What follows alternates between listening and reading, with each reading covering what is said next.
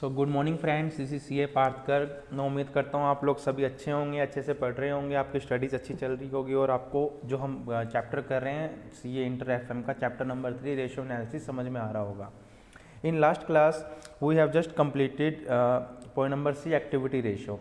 इसके अलग अलग नेम्स थे लाइक एफिशिएंसी रेशियो और turnover ratio and performance ratio. हमने इसमें टोटल 4 रेशियो की कैटेगराइजेशन की थी, उसमें से हमने ऑलमोस्ट 3 कैटेगरी कंप्लीट कर ली है। फर्स्ट इज लिक्विडिटी रेशियो, या इसको और क्या बोले जाते हैं, शॉर्ट टर्म सोल्वेंसी रेशियो। आप क्लास नंबर फर्स्ट आप इसको अच्छे से देख सकते हैं, क्लास नंबर 2 देख सकते हैं, ठीक है। उसके बाद हमने पढ़ा सेकंड में लीवरेज रेशियो। लीवरेज रेशियो को और क्या बोला जाता है, लॉन्ग टर्म सोल्वेंसी रेशियो। वो हम उसमें भी हमने फर्दर कैटेगराइज किए थे 2 रेशियो को, capital structure ratio related to capital employed and coverage ratio related to profit and loss statement. इन दोनों रेशियो को आप class number 3 and class number 4 में आप इसको देख सकते हैं। क्लास नंबर 5 में हमने किया activity ratio, efficiency ratio and performance ratio. उसमें हमने अच्छे से आपको करवा दिया था टर्नओवर रेशियो। ये चीज़ को मैं बारी बारी रिवाइज नहीं कराऊंगा, आप पीछे वाली क्लासेस को अच्छे से देख सकते हैं, ठीक है।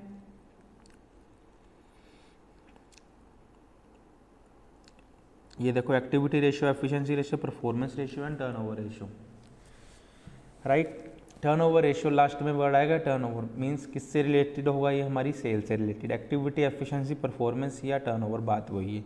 टोटल एसेट्स टर्नओवर रेशियो, कहने का मतलब क्या, टोटल एसेट्स हमारी सेल जो हुई है, कंपनी की टर्नओवर हुई है, वो टोटल एसेट से कितने टाइम ज़्यादा हुई है। Total sale divide by total assets, इससे हमारी पता चल जाएगा कितने टाइम ज़्यादा थी। 2.85 टाइम ज़्यादा हुई है हमारी सेल टोटल एसेट से। सेम वो चीज़, इसमें सारा रिलेशनशिप आ गया। अब आज की क्लास मोस्ट इम्पोर्टेंट क्लास होने जा रही है।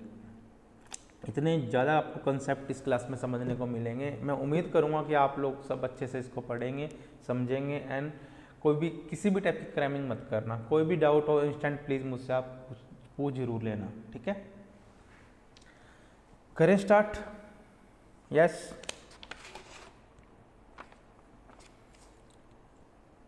उसी का पार्ट है पॉइंट नंबर सी का, एक्टिविटी रेशियो वाले का ही है।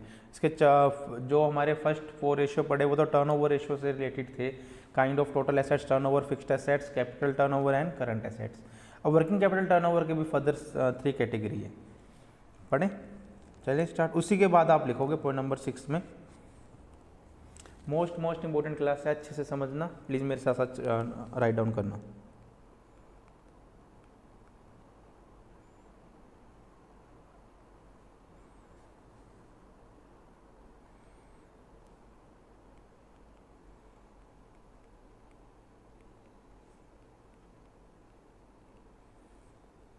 That is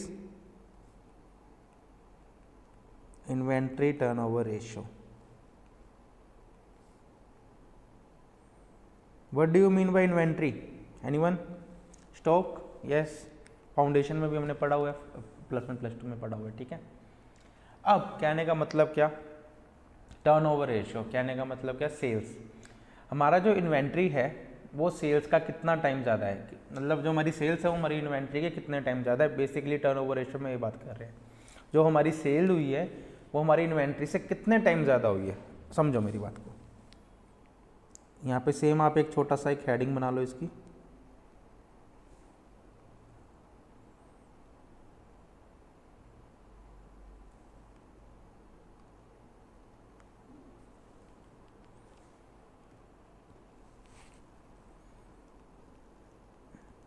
लिखो total sale. Let's suppose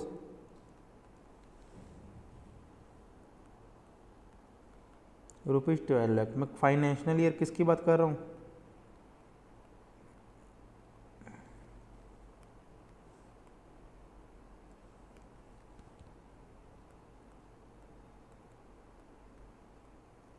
financial year 24-25 की। टोटल सेल मेरी कितनी हुई, 12 लाख, ठीक है। बड़े ध्यान से समझना।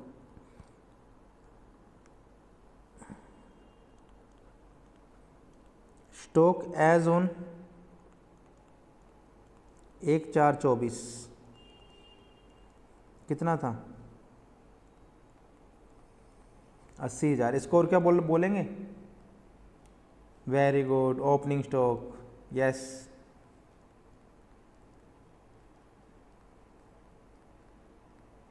Clear.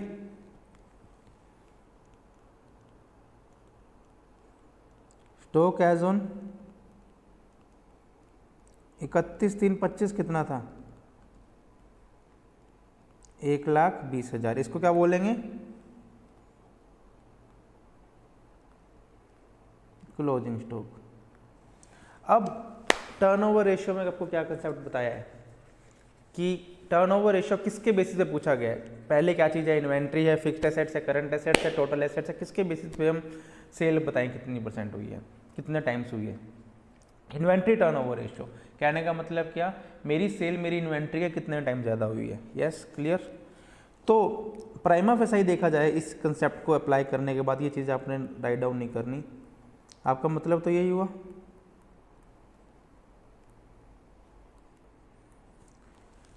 Sales divide by inventory. देखो बात ऐसी है, fixed assets total assets turnover ratio में, फिक्स्ड एसेट्स टर्नओवर रेशियो में हमने क्या लिया? क्लोजिंग फिक्स्ड एसेट्स लिए, क्योंकि पूरे एंड में सेल परचेज प्लस माइनस करने के बाद हमारे पास क्लोजिंग के बेसिस पे ही रेशियो निकलेगा ना। बट इन्वेंट्री एक ऐसी टर्म है, इन्वेंट्री एक ऐसी चीज़ है जो पूरे साल में प्लस माइनस होती रहती है। परचेज भी करते हैं, सेल भी करते हैं, डिस्कार्ड भी करते हैं, वो चीज़। तो सेल के बेसिस पे क्या यहाँ पे ये लिखना सही रहेगा? Sale divide by average inventory. Yes, very good, बिल्कुल सही रहेगा ना। एवरेज हमने कितना स्टॉक पूरा मेंटेन किया? सेल कितनी थी? 12 लाख। एवरेज इन्वेंट्री कितना हुआ? Opening stock plus closing stock divided by 2, that is 12 lakh. 1 20 और 80, 2 लाख डिवाइड बाय 2, 1 लाख। कितना हुआ इन्वेंट्री टर्नओवर रेशियो? 12 टाइम्स। मेरी एवरेज इन्वेंट्री से सेल मेरी 12 टाइम ज़्यादा है। एवरेज इन्वेंट्री आपने तभी लेने हैं जब क्वेश्चन में ओपनिंग स्टॉक और closing stock both are given. Otherwise if only stock is given, then you have to focus only on closing stock, then you have to assume that it is a closing stock irrespective of the question। ठीक है। अब बात करें sales versus plus divide by average stock. अब question में अगर let's suppose given हो purchase भी, यदि परचेज गिवन हो, अगर यदि ये 3 चीजें गिवन हो सिर्फ, यदि अगर ये 3 चीज़ें ही गिवन हो तो बच्चों आपने कुछ नहीं करना, सिंपल ये वाला फॉर्मूला लगाना है। यदि परचेज भी गिवन हुई तो सर अब देखो, ये रेड पेन वाला नोट मत करना, एक बार नीचे वाला मैं आपको रब कर देता हूँ, चलो कंफ्यूज मत होना।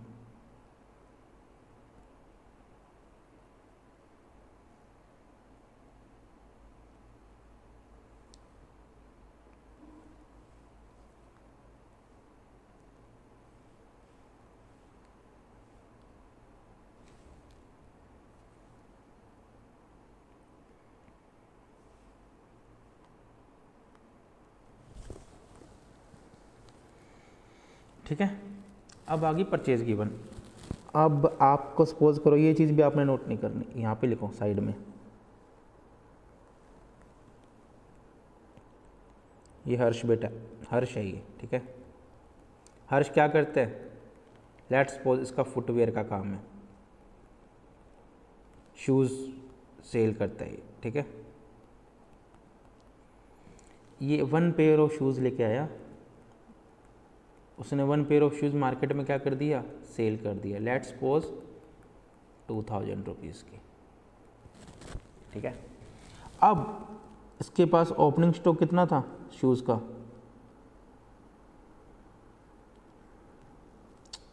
मैं पूरे साल की एक और बता देता हूँ आपको।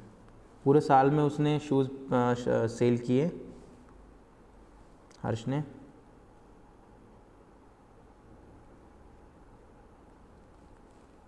लेट्स सपोज 20 लाख रुपए के। पूरे साल में भाई ने 20 लाख रुपए के शूज़ बेच दिए, ठीक है। और ओपनिंग स्टॉक कितना था साल स्टार्ट होने से पहले? 1 लाख के जूते इसके पास पड़े थे। लास्ट में इसके पास कितने थे? 3 लाख के जूते इसके पास क्लोजिंग स्टॉक थे, ठीक है। अब एक बात बताओ, अकाउंटिंग स्टैंडर्ड 2 लगाओ, फाउंडेशन में भी पढ़ते हो, कुछ ना कुछ रेफरेंस इसका +2 में भी आ जाते हैं, CA इंटर में भी आया होगा आपके AS2 में। क्या होता है? Valuation of stock on but basis, on which basis, cost और NRV whichever is less. तो बिजनेस में प्रैक्टिकली बात करें तो हमेशा कॉस्ट पे ही वैल्यूएशन होती है, ठीक है, इन्वेंट्रीज की। 2 लाख रुपए आपने लगाए हैं और ये 1 लाख और 3 लाख एवरेज स्टॉक देखो कितना बना, 1 + 3 / 2 दैट इज 2 लाख। सही है, वेरी गुड। तो क्या इसमें इन्वेंट्री टर्नओवर रेशियो में क्वेश्चन में कुछ गिवन ना हो तो सीधा लिख देना 20 lakh / 2 lakh that is 10 times, सीधा सीधा कर देना। बट क्वेश्चन में और भी थिंग्स गिवन हो। इन्वेंट्री टर्नओवर रेशियो ITR किसके इक्वल आएगा? क्या इन्वेंट्रीज के अंदर आप सेल करते हो, उस भाई ने अर्श ने कितने शूज़ लिए थे, बेचे 20 लाख के, क्या इसमें इसने प्रॉफिट जोड़ा होगा सेल में? ऑब्वियस बात है ना सर। क्या इसमें प्रॉफिट जुड़ा हुआ है? सर नहीं। क्यों sir? As per AS2 it can be valued on cost और NRV whichever is less, hence तो इसका वैल्यूएशन भी गलत हो गया। इसके अंदर से हम प्रॉफिट जोड़ के करें वो भी यार इरेलीवेंट सा कंसेप्ट है, क्योंकि अभी तक तो हमने सेल किया ही नहीं, तो प्रॉफिट कैसे जोड़े? ठीक है, इसको तो हम कॉस्ट पे छेड़ेंगे। क्या इसमें से प्रॉफिट माइनस कर सकते हैं? हाँ, 20 लाख के जो हमने शूज़ सेल किए हैं, कभी तो हमने परचेज भी किए होंगे ना, तो कितने के परचेज किए होंगे सर? प्रॉफिट माइनस कर दो। वेरी गुड, सिंपल सा कंसेप्ट है। तो inventory turnover ratio in case of क्या बनेगा? कॉस्ट ऑफ गुड्स सोल्ड, अच्छे से टर्म्स करा चुका हूँ, डिवाइड बाय एवरेज स्टॉक। ये तो हो गया इसका लॉजिक। यदि क्वेश्चन में सेल प्लस ओपनिंग स्टॉक और closing stock, sale closing stock और ओपनिंग स्टॉक के अलावा कोई और चीज़ गिवन हो, लेट्स सपोज ग्रॉस प्रॉफिट भी गिवन है, तो यदि परचेज भी गिवन है तो ठीक है। अब कॉस्ट ऑफ गुड्स सोल्ड कैसे निकालेंगे? इसमें देखो, यहाँ पे भी लिखो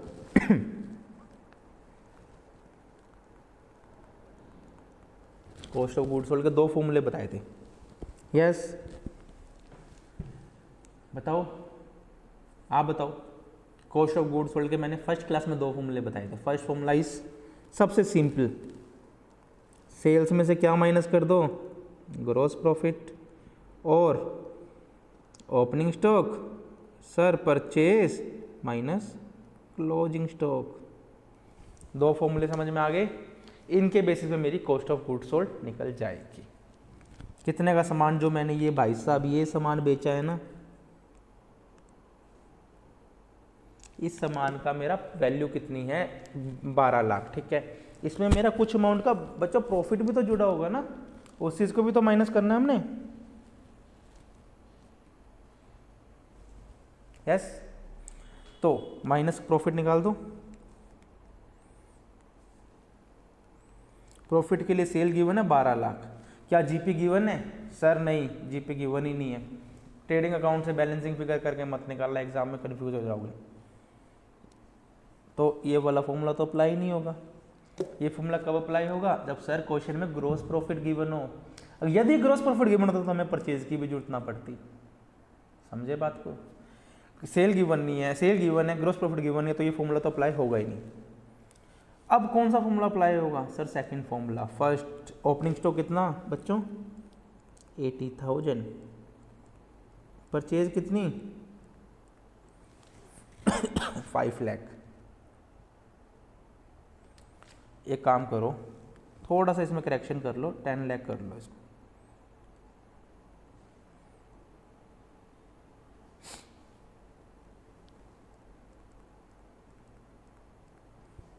ठीक है,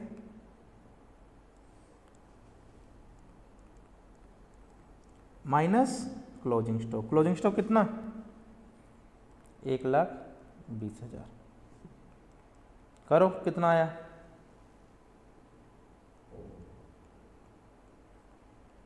8,60,000। सॉरी, 9,60,000। ओके ओके, ठीक है।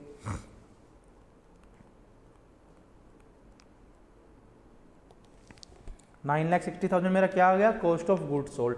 क्रैमिंग मत करना, मैं लॉजिकली बता चुका हूँ फॉर्मूला कैसे बना। COGS के मोस्ट इंपोर्टेंट कंसेप्ट है प्रॉफिट एंड लॉस स्टेटमेंट में, सेल में से जो चीज़ माइनस करते हैं तभी जीपी निकलता है ना हमारा। सेल में जीपी माइनस कर दो, नहीं तो opening plus purchase minus closing. अब ये 9,60,000 आपने निकाला, इसको साइड में देखो, चलो लिख लो आप रेफरेंस के लिए, ट्रेडिंग अकाउंट बनाओ।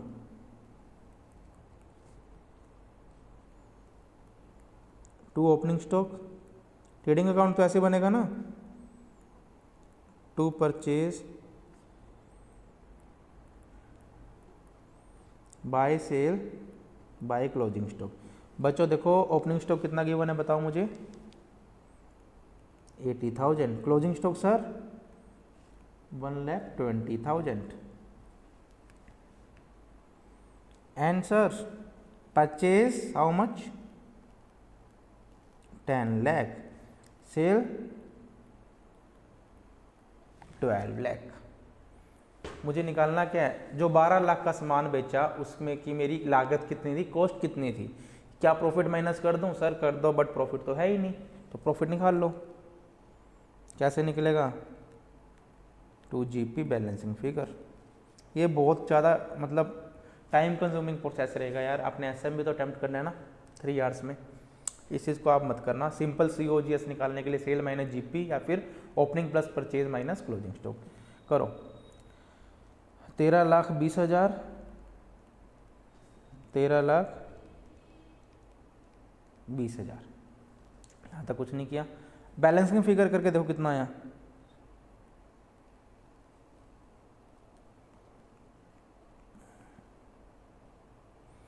2,40,000 आ गया। यस, बैलेंसिंग फिगर करके आ गया। अब निकालो COGS दोनों वे से। फर्स्ट वे क्या था, sale minus GP, sale minus GP। दोबारा रिवाइज करवा रहा हूँ, मुझे ज़रूरत नहीं है, मुझे पता है ये चीज़ दोबारा करवाने की, बट सिर्फ आपके इंटरप्रिटेशन के लिए कि आप क्रैमिंग ना करो। करो भैया, 2,40,000 माइनस करो 9,60,000। और दूसरे फॉर्मूले से ओपनिंग स्टॉक, परचेज और क्लोजिंग स्टॉक कितना, 80,000, 10 लाख, 1,20,000, दैट इज 9,60,000। वैल्यू दोनों से ही सेम आएगी ना। समझाने का लॉजिक था, क्योंकि अभी समझ लोगे तो समझ लोगे, बाद में ये चीज़ को आप क्रैमिंग ही होगी COGS के बारे में। कोई भी डाउट, क्या इन्वेंट्री की वैल्यूएशन इस पे करें, बिल्कुल इस पे करो, सेल्स पे मत करना। यदि सेल पे कब होगी, सब सिर्फ इन्फॉर्मेशन ही हमारे पास सेल्स तक की गिवन होगी, नहीं तो COGS पे, COS divided by average stock, that's it. इतना सही है ये चीज़। ये चलें, अच्छे से ये चीज़ नोट कर लो सारी। तो इन्वेंट्री टर्नओवर रेशियो आ कितना गया,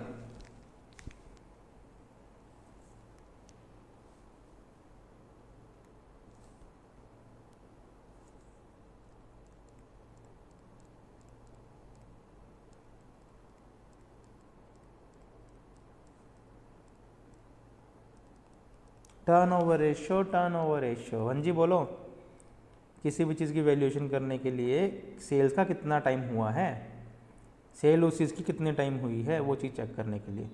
तो क्या क्या फॉर्मूला बनेगा हर्ष, सेल्स, यस अनु आप बताओ, यस पीछे, सेल्स कब गिवन का हमने सेल्स को कंसीडर करना है, तब इन्फॉर्मेशन हमारे पास गिवन नहीं होगी, सिर्फ सेल्स और स्टॉक गिवन होगा तब। यदि परचेज भी गिवन होगी तब मत कर देना ये चीज़ को, क्वेश्चन गलत हो जाएगा, 0 मार्क्स मिलेंगे आपको। चलें, सेल्स या फिर कॉस्ट ऑफ गुड सोल्ड, कितने टाइम्स हुई है सेल किसकी, एवरेज स्टॉक। अच्छा क्वेश्चन है, सही पूछा उन्होंने। वो बोल रहे हैं कि अगर क्वेश्चन में ओपनिंग स्टॉक ही गिवन हो तो क्लोजिंग स्टॉक तो गिवन होगा ना, कुछ भी स्टॉक ना गिवन हो, मतलब पता ना हो ओपनिंग है या क्लोजिंग, सिर्फ स्टॉक गिवन है, एज्यूम कर लो ये एवरेज स्टॉक एज्यूम कर लो इसको, या क्लोजिंग कर लो, बात वही है, कोई एजम्पशन मत डालना, सीधा स्टॉक से कर देना। यदि ओपनिंग प्लस क्लोजिंग दोनों गिवन होगा तो आपको एवरेज करना ही करना है, तो आप सीधा मत कर देना, क्वेश्चन गलत हो जाएगा। चलें बच्चों, कोई भी डाउट किसी को भी, समझ में आ रहा है आपको? जरा होमवर्क करके आए हो, होमवर्क दिया ही क्या था, वेरी गुड, शाबाश। मतलब आपको मैंने पर्टिकुलरली कोई सम नहीं दिए तो इसका मतलब ये है कि होमवर्क नहीं है। बेवकूफ़ों, आप क्लास तो रिवाइज कर सकते थे, हमने अभी तक 4 to 5 क्लासेस लगा ली इसकी, अच्छे से करके आए हो ना, अभी से कर लेना। एफएम धीरे धीरे हम step by step approach follow करेंगे कैसे आपको करवाना है।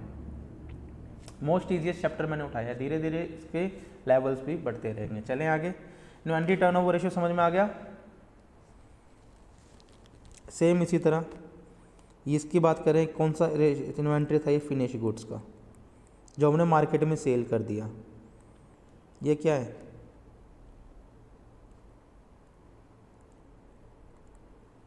रॉ मटेरियल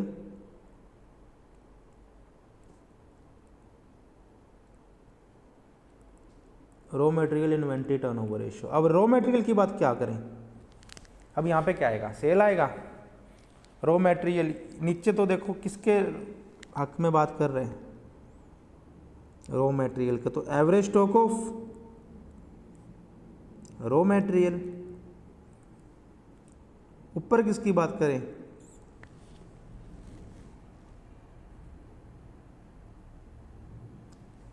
सेल्स की, नहीं सर, रॉ मटेरियल कंज्यूम्ड। इसका भी लॉजिक करवाता हूँ।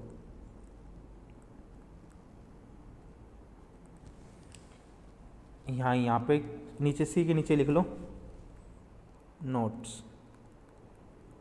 Raw material, work in progress और फिनिश गुड्स कब आते हैं, जब हमारे पास कौन से सेक्टर हैं, हम मैन्युफैक्चरिंग यूनिट है। अदरवाइज अगर हम ट्रेडिंग यूनिट है या होलसेल यूनिट हमारा, तो रॉ मटेरियल का तो सवाल ही नहीं आएगा, क्योंकि इसमें हम कोई प्रोडक्शन तो कर नहीं रही, सीधा माल परचेज कर रहे हैं, मार्केट में सेल कर रहे हैं, तब तो उसमें इन्वेंट्री टर्नओवर सिंपल आएगा। बट रॉ मटेरियल कब आएगा सर, तब हम प्रोडक्शन कर रहे हैं। ठीक है, अब देखो नोट नहीं करना, ये मैं रफली बना रहा हूँ। ये मेरी क्या है, मशीन, मैं इसमें बच्चों क्या डाल रहा हूँ, रॉ मटेरियल, उसमें से क्या निकल रहा है, फिनिश गुड। ठीक है, फिनिश गुड लेट सपोज निकले 1 लाख के, रॉ मटेरियल मैंने कितना डाला होगा, मैं वैल्यू की बात बता रहा हूँ, यूनिट या क्वांटिटी की बात नहीं बता रहा। रॉ मटेरियल मैंने डाला लेट सपोज 1,20,000 का वैल्यू में,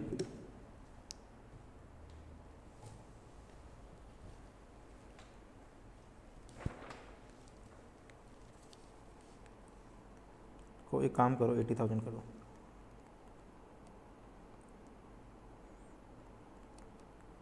$90,000 कर दो एक बार। ठीक है, मशीन में मैंने डाला रॉ मटेरियल 90,000। अब मेरा इसको रिलेशन करो, इसका ओपनिंग स्टॉक कितना पड़ा था मेरे पास, let's suppose 15,000 opening stock, closing कितना पड़ा था 25,000। 50 नहीं कर दो इसको, नहीं यार 50 नहीं,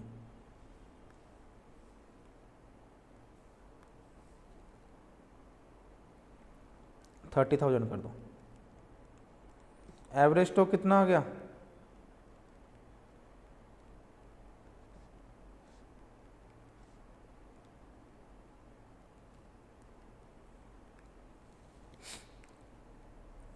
एवरेज स्टॉक कितना आ गया बच्चों, 22,500। मैं रॉ मटेरियल की बात कर रहा हूँ, सिर्फ इतने एरिया की बात कर रहा हूँ। ठीक है, मेरा मशीन में कितना गया पूरे साल में, 90,000। रॉ मटेरियल मेरा जा चुका मशीन में। अब कंज्यूम कितना किया रॉ मटेरियल मैंने, 90,000 मशीन में मेरा जा चुका है। बट हर टाइम मेरे पास रॉ मटेरियल का स्टॉक कितना पड़ा रहता है, 22,500। एवरेज स्टॉक का तो ये मतलब हुआ ना, कभी भी मैं कंपनी में चल जाऊँ, कम से कम भैया 22,500 का मेरे पास माल पड़ा ही रहता है पूरे साल में। ठीक है,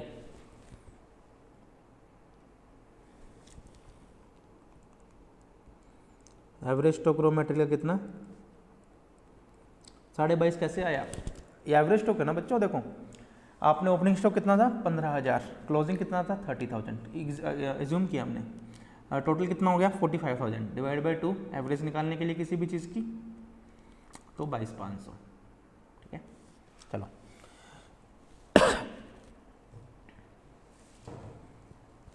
कभी भी चेक करो, मेरे पास 22,500 पड़ रहे थे, 90,000 मैंने पूरे साल में डाला, अब raw material inventory turnover ratio कितना आया, कितनी बार मुझे मेरा स्टॉक की रोटेशन चलती रही, 90,000,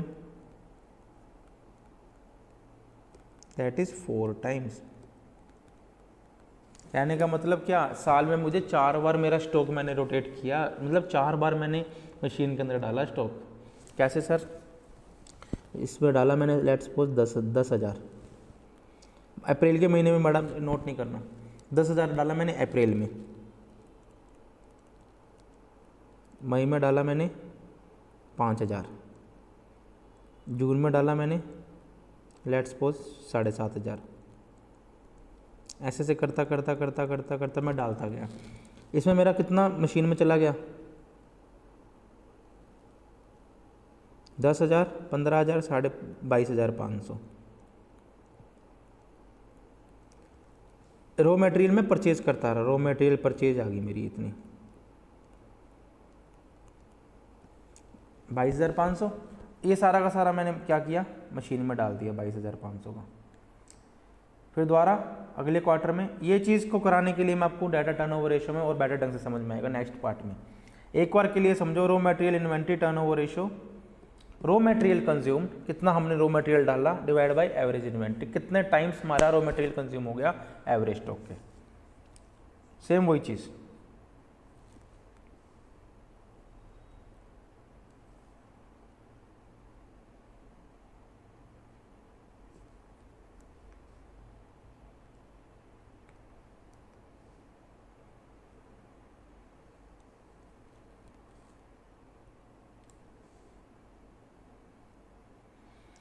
ठीक है, थोड़ा सा बुक से कर लें।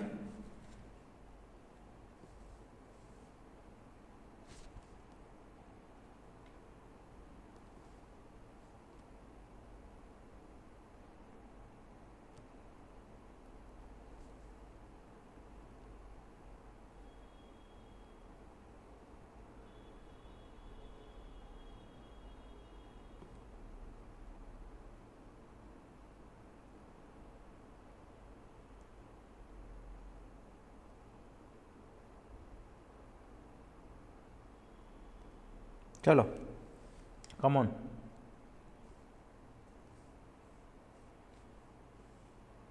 स्टॉक टर्नओवर रेशियो,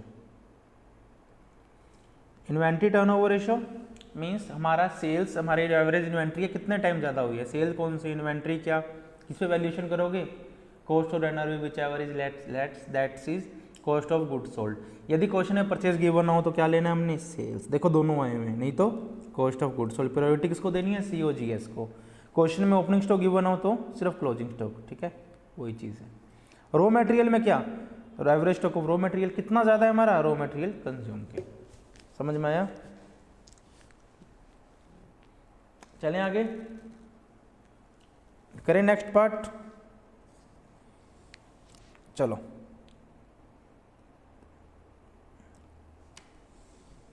सिक्स का 7वां पॉइंट दे दो, most most most most important, that is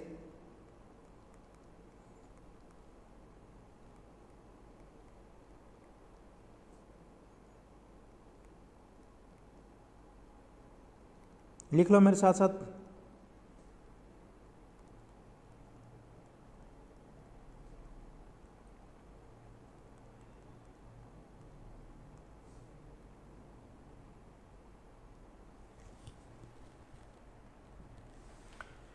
debtor और रेसिवेबल टर्नओवर रेशियो। 1 मिनट का मुझे टाइम दो, मैं 1 मिनट में आता हूँ थोड़ा सा।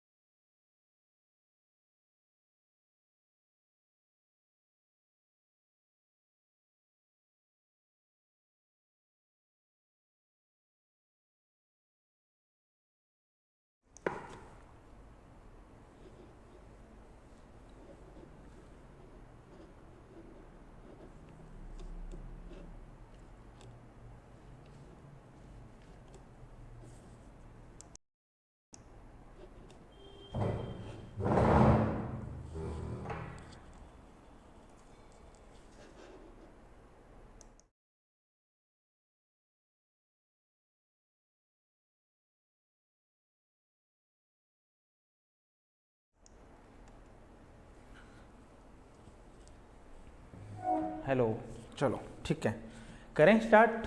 Yes, debtor turnover ratio. Simple सी बात बताओ, डेटर्स हमारे किस पे होते हैं? डेटर्स हमारे कब क्रिएट होते हैं? जब हम क्या करते हैं? सबसे पहले बताओ डेटर्स होते क्या है? ऐसे लोग, ऐसे पर्सन, ऐसी पार्टी जिनको हम उधार पर माल सेल करते हैं, दैट इज क्रेडिट सेल। ठीक है, क्रेडिट सेल, आप आए मेरी कंपनी में, मेरी फैक्ट्री में, मेरे ऑफिस में, आप आके मेरे से सामान परचेज करके चले गए 10 लाख रुपए का। आपने कहा sir we will pay you after 1 month या after a short period of time, whatever. ठीक है, आपकी मैं एंट्री क्या करूँगा?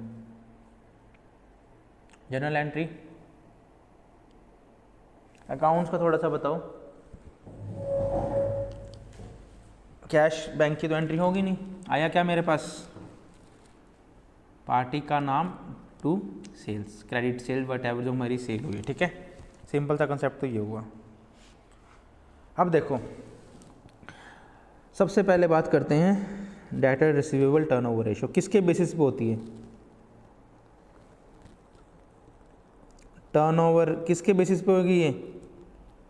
सेल्स के बेसिस पे। कौन से वाली? कैश या क्रेडिट? सिर्फ क्रेडिट, उधार वाली सेल की ही बात करेंगे। ठीक है,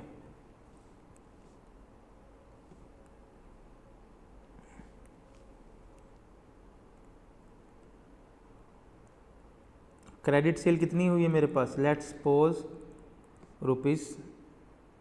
₹12 लाख, 12 लाख रुपए की इन ईयर, 12 लाख रुपए की मेरी क्रेडिट सेल हो चुकी है पूरे साल के अंदर। ठीक है,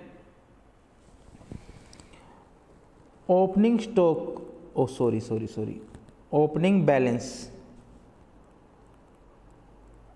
डेटर के ओपनिंग बैलेंस कितने हैं? How much? 80,000। क्लोजिंग बैलेंस बच्चों,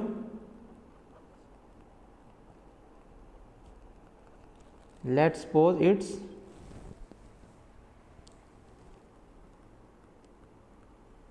12 लाख रुपए। ठीक है, 12 लाख नहीं, 1,20,000। तो एवरेज स्टॉक कितना रह गया?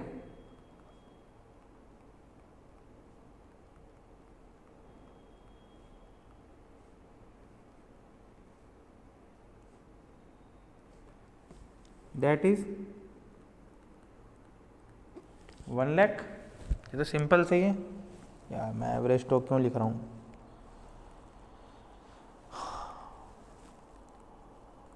थोड़ा सा करेक्शन कर लो। ठीक है, एवरेज डेटर कितने हैं मेरे पास? Opening debtor plus closing debtor divide by 2, 80,000 plus 120 divide by 2, 2 lakh divide by 2, that is 1 lakh. 1 lakh मेरे साल में उधारी पे लोगों से पैसे लेने रहेंगे ही रहेंगे। ठीक है, इससे ज़्यादा नहीं हो सकते क्योंकि एवरेज है ये, इससे कम जरूर हो सकते हैं। अब देखो, बड़े ही ध्यान से समझना, लॉजिकल इंटरप्रिटेशन मिलेगी अब आपको इस चीज़ की।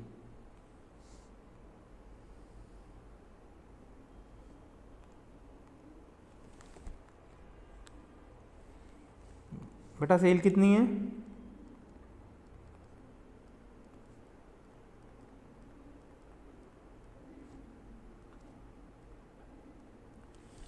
बारह लाख की सेल है। एवरेज डेटर कितने हैं क्वेश्चन के हिसाब से? 1 लाख। 1 लाख से ऊपर तो नहीं है, हो ही नहीं सकते। एवरेज पे इससे ज़्यादा मेरे डेटर्स होंगे तो मुझे पैसा वापसी भी कर देंगे। सपोज करो मेरी क्लोजिंग में अभी 80,000 रुपये मैंने मार्केट में करंट में लेने हैं, मैंने 30,000 का सामान और उधार पे बेच दिया, कितना हो गया? 1,10,000। हाथ तो मेरे पास 10,000 रुपये कोई दे गया। कहने का मतलब क्या? एवरेज डेटर मेरे पास 1 लाख रहेंगे, उससे ज़्यादा नहीं हो सकते। ठीक है, अब समझो, ये मेरी 1 अप्रैल से मैंने मेरे साल की शुरुआत की, 31 मार्च में मैंने मेरे साल का एंड किया। ठीक है, अकाउंटिंग ईयर के हिसाब से। चलो, पहले महीने में मैं यहाँ पे अप्रैल लिख रहा हूँ, अप्रैल, मई, जून, जुलाई, सो ऑन।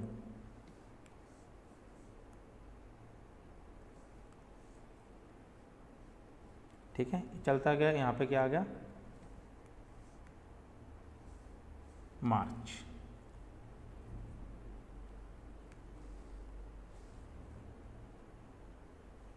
Got it.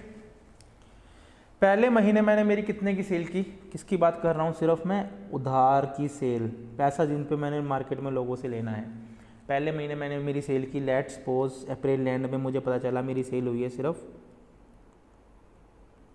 20,000 की, सिर्फ 20,000, क्योंकि नया नया काम था, ठीक है। सेकेंड टाइम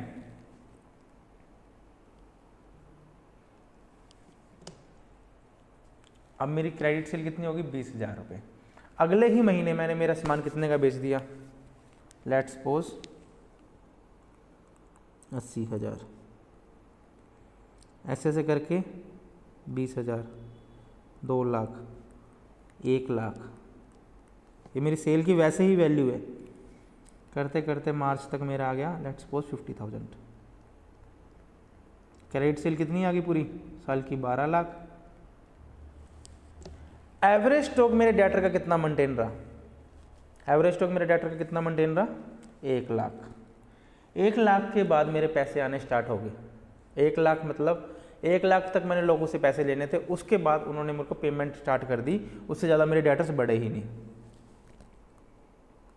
मैं डेटर्स की बात करूं, यहाँ पे मेरे डेटर्स कितने खड़े हो गए, 20,000। इसके यहाँ पे कितने हो गए, 1 लाख। डेटर्स कितने हो गए, डेटर्स भी तो 1 लाख हो गए। अब जून के अंदर मेरे कितने हुए, जून के अंदर 1 लाख थे, 2 लाख के उधार से लोड कर दी, तो डेटर आने कितने चाहिए थे, 3 लाख होने चाहिए थे। बट एवरेज कितना है सर, 1 लाख से ज़्यादा तो डेटर हो ही नहीं सकते। कहने का मतलब क्या, डेटर ने 2 लाख जो लोगों ने थे रुपए थे वो पेमेंट कर दी। ये 1,80,000 इन्होंने कर दी, 20,000 इन्होंने कर दी और 1 लाख इसने कर दी, तो बैलेंस इतना रह गया। इस हिसाब से मेरे डेटर की पेमेंट कितनी आई है, ये चीज़ चलती रहेगी। आपको और बेटर ढंग से समझाता हूँ, देखो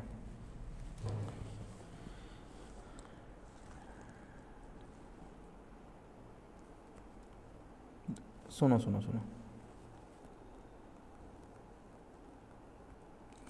टोटल मेरी सेल कितनी थी, क्रेडिट सेल पूरे साल में,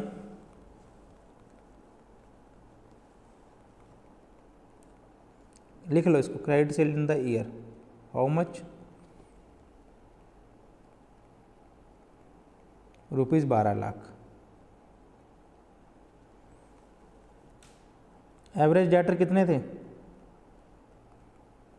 रुपीज़ 1 लाख। तो डेटर्स ने मुझे कितने बार पेमेंट की पूरे साल में, सर 12 बार पेमेंट की। कौन कौन से टाइम की, वो टाइम के हम बाद में बात करते हैं, कितने टाइम के अंदर अंदर की या कौन से टाइम में की। 12 बार मेरी पेमेंट हो चुकी है पूरे साल के अंदर। पूरे साल के अंदर 12 बार पेमेंट कैसे हुई सर आपकी, बताओ। क्योंकि मेरा एवरेज स्टॉक, एवरेज डेटर है, जो मेरी बात कंसेप्ट में समझो, एवरेज मेरा डेटर है। पूरे साल मैंने जो उधार पे पैसा लेना वो 1 लाख से ऊपर गया ही नहीं कभी। 1 लाख से थोड़ी सी ऊपर मेरी उधार की सेल थी, मुझे हाथों हाथ लोग पेमेंट दे जाते थे। कहने का मतलब क्या, मेरी बुक्स में 1 लाख से ऊपर पैसा कभी खड़ा ही नहीं हुआ। लोगों ने मेरी पेमेंट स्टार्ट कर दी थी देनी, कोई दिक्कत नहीं थी मुझे, तभी मैं उधार पे सामान बेच रहा था। पहले महीने मेरी 20,000 की सेल हुई सिर्फ, डेटर भी मेरे 20,000 के खड़े हो गए। अगले महीने मेरी कितनी सेल हुई, 80,000 की। डेटर मेरे कितने खड़े हो गए, लेट्स सपोज 1 लाख रुपए। लेट्स सपोज क्या, 80 + 20, 1 लाख मैंने मार्केट में लोगों से पैसा लेना है ना अभी तक। देखो 2 महीने सेल मैंने की। अगले साल में, अगले महीने मेरी कितनी हुई, 2 लाख। टोटल क्रेडिट सेल कितनी होगी सर, 2 + 3, 80,000 पहले 20,000, टोटल क्रेडिट सेल होगी मेरी 3 लाख। बट आपने बताया ना एवरेज डेटर तो कभी 1 लाख से ऊपर रही नहीं, तो आप 3 लाख डेटर कैसे दिखा रहे हो भैया। सुनो मेरी बात, 2 लाख की पेमेंट भी तो आ गई ना। ऐसे करते करते मेरी पेमेंट कितना, अगले महीने मेरी 1 लाख की सेल हुई, डेटर कितने आ गए यहाँ पे, 1 लाख।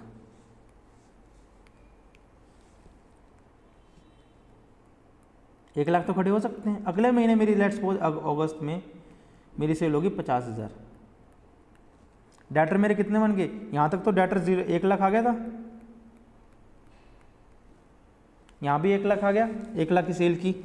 अब यहाँ पे आने के बाद अगले महीने मेरी कितनी सेल हुई, 50,000। बड़े ध्यान से समझना। तो मेरी क्रेडिट सेल को एक बार भूल जाओ, डेटर मेरे कितने खड़े हो गए, 1 लाख सर मेरे पहले वाले थे, 1 लाख की मेरी जुलाई में सेल होगी। यहाँ तक तो मेरे डेटर 1 लाख थे, 1 लाख की सेल और कर दी। ये पेमेंट भी तो आ गई ना मेरी, डेटर तो अभी भी 1 लाख रहे, ये 1 लाख से कम नहीं होंगे एवरेज डेटर, 1 लाख की पेमेंट और आ गई।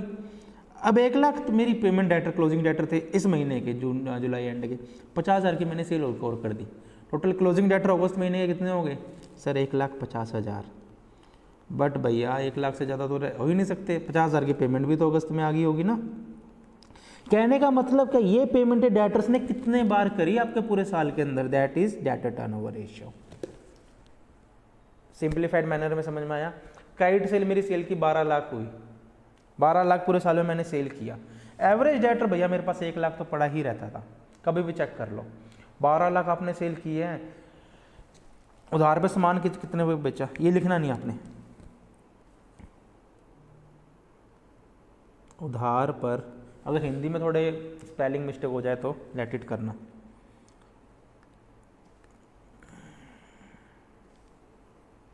उधार पर गुड्स कितने के सेल किए पूरे साल में, 12 लाख। साल के एंड में लोगों से कितना लेना था, कितना लेना था भाई, क्लोजिंग डेटर 1,20,000, ओपनिंग एवरेज ले लो 1 लाख, क्योंकि ओपनिंग क्लोजिंग गिवन हो तो हमने एवरेज लेना है, दैट इज 1 लाख रुपीज। समझ में आया।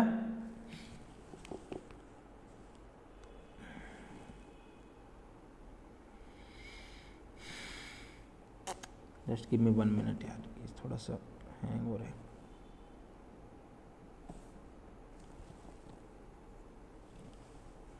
साल के एंड में कितने हुए एवरेज, 1 लाख। तो कहने का मतलब क्या, पेमेंट कितनी आ गई, 12 लाख तो मैंने पूरे उधार पे बेचा, 1 लाख अभी भी लेना है, 11 लाख की रिकवरी होगी ना, क्वेश्चन के हिसाब से 11 लाख की रिकवरी होगी। पूरे साल में भैया आपने उधार पे सामान कितने का बेचा, 12 लाख का। मैंने उधार सामान मेरा बेच दिया तो लोगों से लेना भी तो होगा ना, सामान बेचा, डेटर्स भी तो खड़े होंगे, बट मेरे डेटर खड़े कितने के, 1 लाख के। तो कहने का मतलब 11 लाख का आपको रिकवरी भी तो होगी ना। बट वो रिकवरी आपके कितने टाइम्स हुई है, उन्होंने कितने बार पेमेंट करी है आपकी, एवरेज डेटर 1 लाख रुपए, 12 लाख की आपने टोटल सेल करी, 1 लाख आपकी थी, मतलब कितने टुकड़ों में 12 लाख को बांटा उन्होंने, 12 लाख डिवाइड बाय 1 लाख। कहने का मतलब है पूरे साल में उन्होंने आपकी 12 बार पेमेंट्स करी है। Question clear, concept clear, yes. Sale, ये तो एग्जाम्पल लिया ना बच्चा मैंने, अप्रैल में 20,000 है, उसमें 80,000 है, सेल होती गई मेरी। पूरा चार्ट बनवा के दिखाऊं, थोड़ा टाइम लग जाएगा, देखो मैं बना दूंगा, मुझे कोई इशू नहीं है, कोई बात नहीं।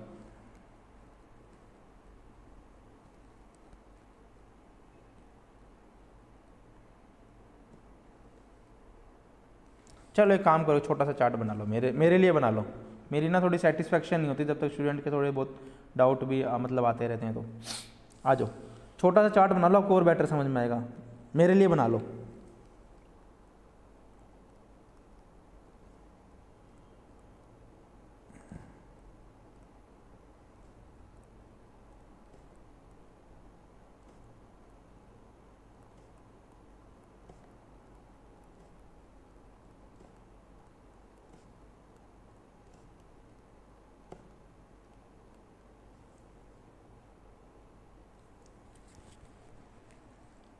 ठीक है, अब आपको 100% इस कंसेप्ट क्लियर आएगा। अगर अभी भी नहीं होगा तो मैं दोबारा नए तरीके से और समझाऊंगा। जिम्मेदारी है यार मेरा एक काम करो, आपको कंसेप्ट समझाना, डोंट वरी, कितनी मर्जी बार आप पूछो, मुझे अच्छा लगता है।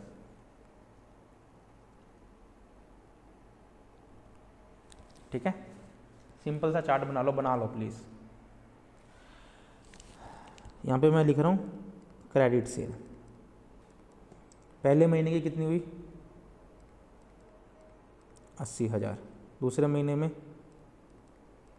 70,000, 90,000,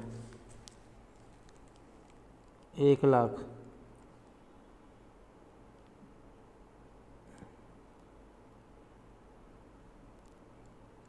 2 लाख। इस सीज़न पीक का चल रहा था इस बिज़नेस के हिसाब से, 1 लाख, 70,000, 1,20,000, 80,000। बैलेंसिंग फिगर करना पड़ेगा ना, कैलकुलेटर का है।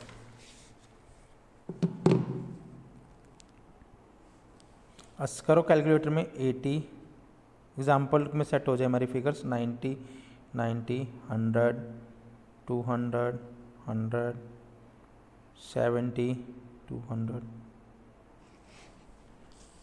90 1 लाख एंड 1 लाख। बेटा इसका टोटल कर लेना 12 लाख ही आएगा।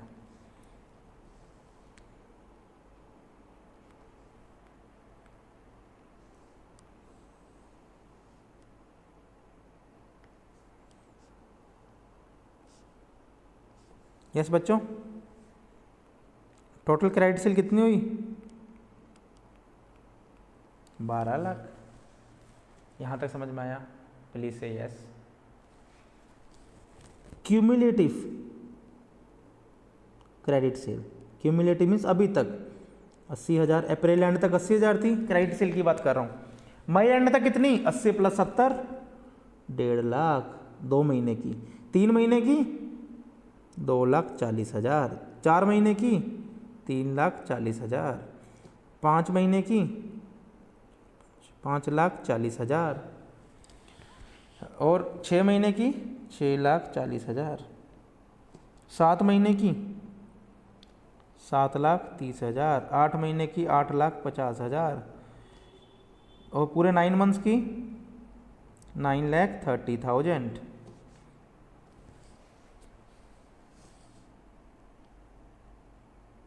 गड़बड़ होगी क्या?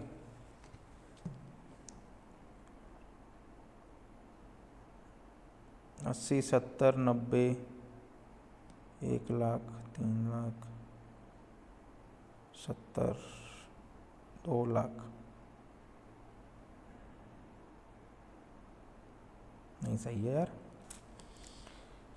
80 + 70 80 + 70 1 लाख प्लस 90,000 240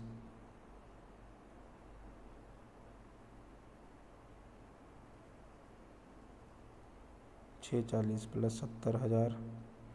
बेटा इधर मुझे बताते ना, मैंने थोड़ा सा इधर कैलकुलेशन में 7,10,000 + 120 8 लाख।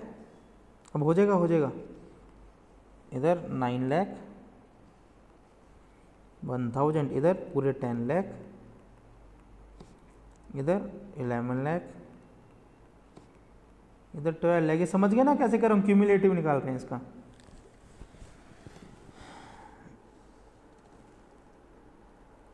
चलें अब बड़े ध्यान समझना, कुछ नहीं है पेपर में, मैं सिर्फ समझाने के लिए इतना टाइम लगा रहा हूँ, आप ही के लिए। अच्छे से समझो बस इस चीज़ को। अब डिटेल में दिमाग में पंच कर लेना, मैं डेटर्स की बात करने जा रहा हूँ।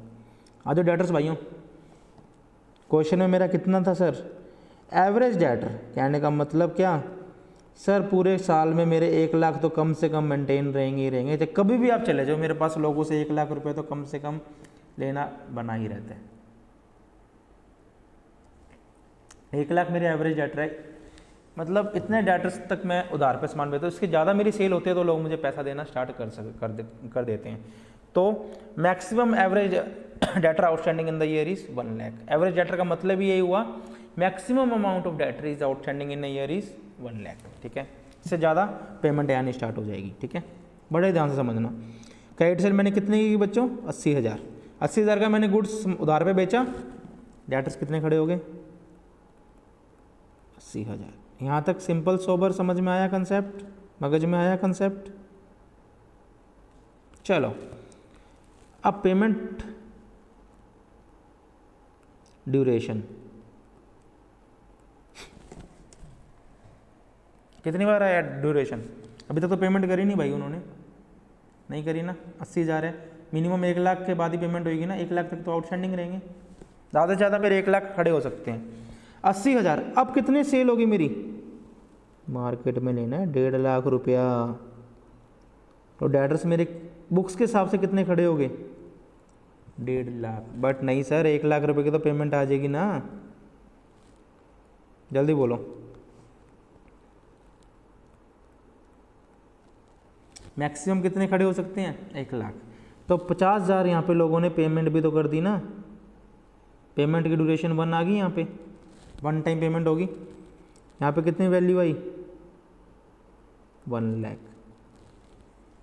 समझ में आया। 1 लाख अभी लोगों से और लेना। अगले महीने मैंने सेल कर दी 1,90,000, अगले महीने मैंने कर दी 90,000 की, तो डेटर इस हिसाब से कितने आ गए, 1 लाख पिछले महीने के, 90,000 इस महीने के, 1,90,000 के डेटर्स खड़े हो गए। मैं डेटर्स की बात कर रहा हूँ। उन्होंने पेमेंट कितनी कर दी अब, 90,000, क्योंकि सर 1 लाख रुपये तो अभी भी उन्होंने देना था ना, पेमेंट की एक टाइम ड्यूरेशन और आ गई। Concept clear. अब 1 लाख तो ये था, गोचमोच सा हो गया, कोई बात नहीं, थोड़ा सा कर लो यार एडजस्ट। 1 लाख ये थी, अब 1 लाख की सेल और कर दी, टोटल कितने हो गए डेटर्स मेरे, 2 लाख। उसमें से फिर 1 लाख की पेमेंट और आ गई, क्योंकि 1 लाख मैक्सिमम खड़े हो सकते हैं, पेमेंट की ड्यूरेशन एक और आ गई। अब उसके बाद 1 लाख खड़े थे, 2 लाख की सेल और कर दी, 3 लाख डेटर्स खड़े हो गए, 2 लाख की पेमेंट होगी। 1 लाख तो मिनिमम रहेगा ही रहेगा ना, सॉरी मैक्सिमम, एक बार पेमेंट और कर दी 2 लाख की इस महीने। तो ठीक है, आगे चलो। सितंबर में 1 लाख प्लस 1 लाख, 2 लाख के डेटर्स फिर खड़े हो गए, फिर 1 लाख की पेमेंट आ गई। फिर 1,70,000, 1 लाख डेटर खड़े थे, 70,000 का सामान और बेच दिया, 1,70,000 की पेमेंट होगी, बट 70,000 आ भी तो गई ना, 1 लाख के डेटर्स ही खड़े हैं मैक्सिमम, एक बार पेमेंट और हो गई। यहाँ तक समझ में आया? कोई क्लियर, कोई डाउट? अब कहने का मतलब क्या, 1 लाख 2,20,000, 2,20,000 डेटर्स बन गए, 1 लाख प्लस 1,20,000, 2,20,000, 1,20,000 की पेमेंट और 1 लाख फिर खड़े हो गए, 1 लाख प्लस 80,000, 1,80,000, 80,000 की पेमेंट फिर आ गई। 1 लाख प्लस 90,000, 1,90,000, 90,000 की पेमेंट फिर आ गई, ये बन गए 1 लाख। 1 लाख प्लस 1 लाख, 2 लाख, 2 लाख में से करो 1 लाख माइनस 1 लाख, तो डेटर खड़े हैं ना, 1 लाख प्लस 1 लाख, 2 लाख, फिर 1 लाख की और कलेक्शन होगी। कहने का मतलब क्या सर, एवरेज डेटर देखो मेरा 1 लाख, 1 लाख, 1 लाख, 1 लाख, 1 लाख, 1 लाख, इससे ज़्यादा मेरे डेटर्स कभी खड़े ही नहीं हुए पूरे महीने साल के एंड में। देखो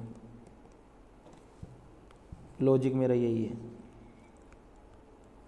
कितनी बार पेमेंट हुई, कहने का मतलब क्या सर, टाइमिंग पेमेंट की कितनी बार रहा, इसका कौन किससे हेल्प करेंगी, ये डेटर टर्नओवर रेशियो। अब इससे ज़्यादा डिटेल में नहीं हो सकता ये concept. Credit sale, average debtors, credit sale कितनी हुई, 12 लाख, एवरेज डेटर 1 लाख, 1 लाख तो खड़े रहेंगे ना सर। डेटर्स ने कितनी बार पेमेंट कर दी, 12 टाइम्स इन ईयर पेमेंट हो चुकी है मेरी। मतलब कहने का मतलब डेटर से मेरी सेल 12 टाइम ज़्यादा थी, कोई दिक्कत नहीं थी, मतलब 12 टाइम तक मैं कर सकता हूँ, कोई इशू नहीं। ये हो गया मेरा डेटर टर्नओवर रेशियो। अब सर 12 टाइम्स तो डेटरों ने मुझे पेमेंट करी है, 12 बार आए हैं सर जी पैसे पकड़ो, साल में 12 बार आए हैं, वो पूरे साल में 12 बार आए हैं डेटर्स। सर एवरेज बता दो, पूरे साल में 12 बार आए हैं, तो महीने में कितनी बार आए होंगे? साल में 12 बार आप कोई काम करते हो, महीने में कितनी बार करोगे सर? 1 टाइम ना। एवरेज कलेक्शन पीरियड कितना आ गया बच्चों, पूरे साल में कितनी बार करते हो?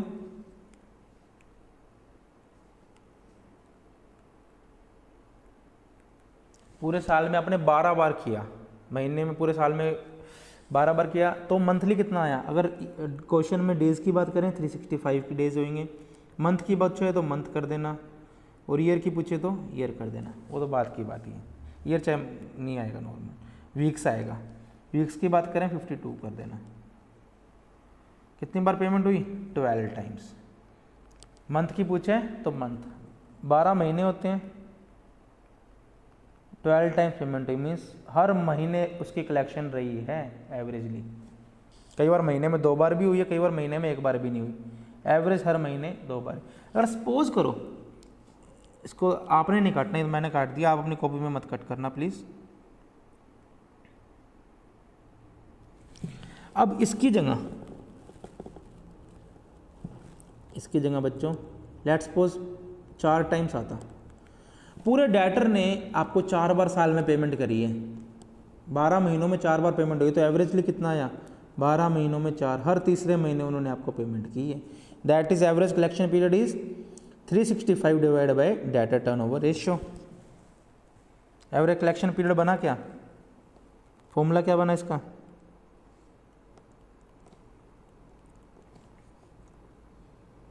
थ्री 365 अगर डेज में बात करें, वीक्स में करें 52, मंथ्स में करें 12, क्वेश्चन बता देगा आपको, divide by debtor turnover ratio. ये इसका फॉर्मूला बन गया। कंसेप्ट समझ में आ गया? यस, कोई डाउट? चलें आगे। अगर डेटर के साथ साथ बिल रिसीवेबल्स भी हो तो opening stock plus closing stock, bill receivables को भी डेटर ही मान के चलना है।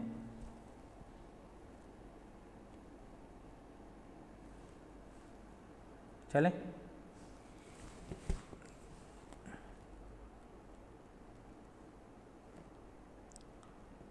लिख लो यहाँ पे, ये चीज़ को आप यहाँ पे लिखो।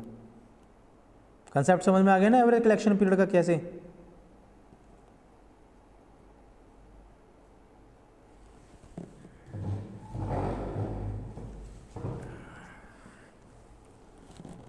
क्या कलेक्शन का टाइम बना, 365, 52 और 12 divide by debtor turnover ratio. ये एक मेरा फॉर्मूला ये बन गया। और एक फॉर्मूला और बनेगा, एवरेज अकाउंट रिसीवेबल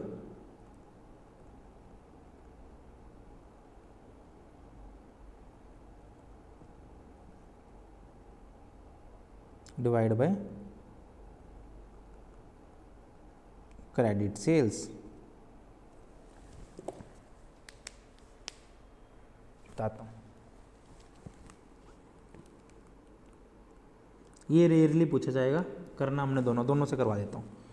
फर्स्ट का इंटरप्रिटेशन देखो, कितना महीना था, 12 मंथ्स की बात करूँ, debtor turnover ratio how much, how many time, 12 time, that is her month आपकी एवरेज कलेक्शन रहेगी। और सर एवरेज अकाउंट रिसीवेबल कितने थे, कितनी बार कराओ सर, 1 लाख रुपए मेरा एवरेज डेटर खड़ा ही रहता था। हर महीने आपकी एवरेज सेल कितनी रही, फिर 12 लाख आपने पूरे साल में कर दी, हर महीने कितनी रही credit sale average, 12 lakh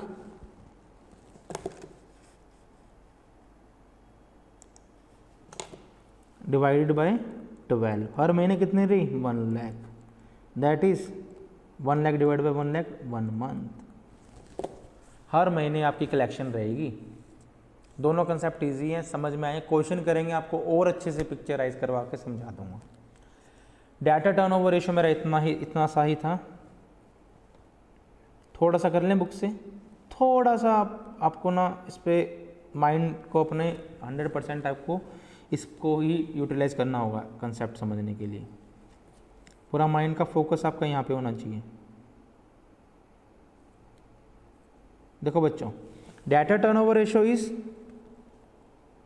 credit sale की बात करें, एवरेज अकाउंट रिसीवेबल। पूरे साल में कितने मेरी उधार पे माल बिका, 12 लाख पूरे साल में, और एवरेजली कितने डेटर खड़े थे, 12 लाख रुपए, हमने क्वेश्चन के हिसाब से किया। मीन्स कहने का मतलब क्या, हर साल में आपके 12 बार आपने डेटर्स ने आपको पेमेंट कर दी है, 12 बार पेमेंट की है। एवरेज तो बता दो सर, 12 बार तो पेमेंट होगी, एवरेज बता दो कि पूरे साल में कब पेमेंट हुई, सर पहले महीने होगी। That is average velocity period या एवरेज कलेक्शन पीरियड कैसे आया, 12 महीने क्वेश्चन में, या 52 हफ्ते हो, या 360 दिन हो रिसीवेबल टर्नओवर रेशियो। नहीं तो एवरेज अकाउंट रिसीवेबल कितने थे, 1 लाख रुपए, 12 लाख, हर महीने सेल कितने की, 1 लाख, तो हर महीने इसकी वो आ गई। बुक से करेंगे बेटर ढंग से समझ में आ जाएगा, क्वेश्चन करेंगे तो। क्रेडिट टर्नओवर रेशियो कल की क्लास में डील करें, यस अच्छे से समझ में आया। मैं तो करवा दूं, पर आपको थोड़ा सारा मैसअप ना हो जाए, अच्छे से करके आना घर से। हम बहुत जल्द रेशियो चैप्टर कंप्लीट कर देंगे, मैक्सिमम मेरे ख्याल से 2 से 3 क्लासेस के अंदर रेशियो चैप्टर खत्म हो जाएगा। उसके बाद हम सीधे क्वेश्चंस पे आएंगे। मेरी बात मानो, उम्मीद करो, मेरे पे विश्वास करो। ये आपको फर्स्ट टाइम कर रहे हो तब आपको थोड़ा सा टिपिकल लग रहा है कंसेप्ट। बुक से करेंगे, कंसेप्ट से क्लैरिटी से करेंगे, आपको 100% ये चीज़ समझ में आ जाएगी। मैं आशा करता हूँ, उम्मीद करता हूँ कि आपको क्लास ठीक लगी, कंसेप्ट समझ में आया। 2 ही रेशियो करे हमने, बट अच्छे थे वो। कल क्रेडिट टर्नओवर रेशियो करके फिर तो हमारे प्रॉफिटेबिलिटी छोटे छोटे रेशियो यूँ हो जाएंगे। ठीक है, क्लास ओवर करें आज के लिए। Thank you so much, class is over for today.